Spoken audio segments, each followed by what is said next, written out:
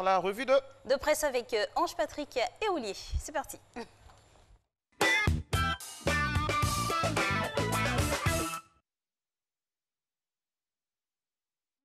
Très heureux de vous retrouver pour cette nouvelle revue de presse.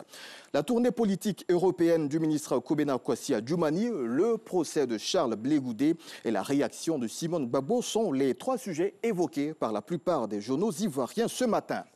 Face aux militants du RDR-RHDP, Adjoumani a encore frappé et déconné à Paris samedi, indique Le Nouveau Réveil. Décryptage de son journaliste Edi Pé sur les injures et attaques gratuites contre le président Bédié et le PDCI RDA. C'est à découvrir dans l'apparition de ce 21 novembre. Le sursaut qui reprend des propos du ministre Adjoumani déclare « Le PDCI RDA est entré dans une logique de mensonge et de défiance ».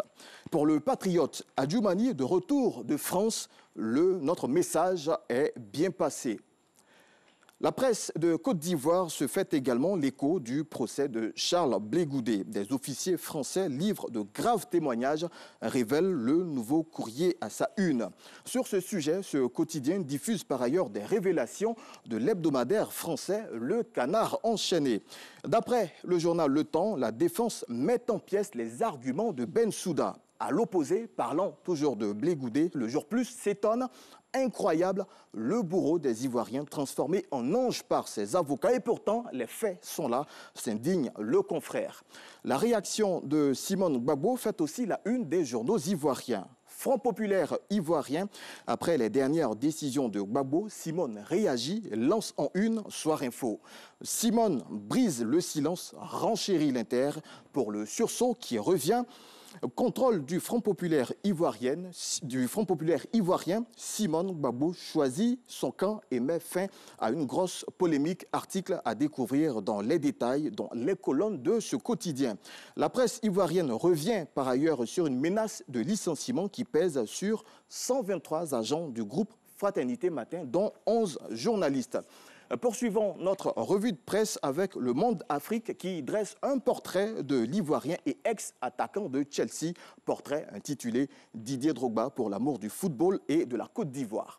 Alexis Biébo, l'auteur, explique que l'attaquant qui raccroche les crampons à l'âge de 40 ans est devenu une icône pour son pays où il a multiplié les appels à la paix pendant la crise politico-militaire.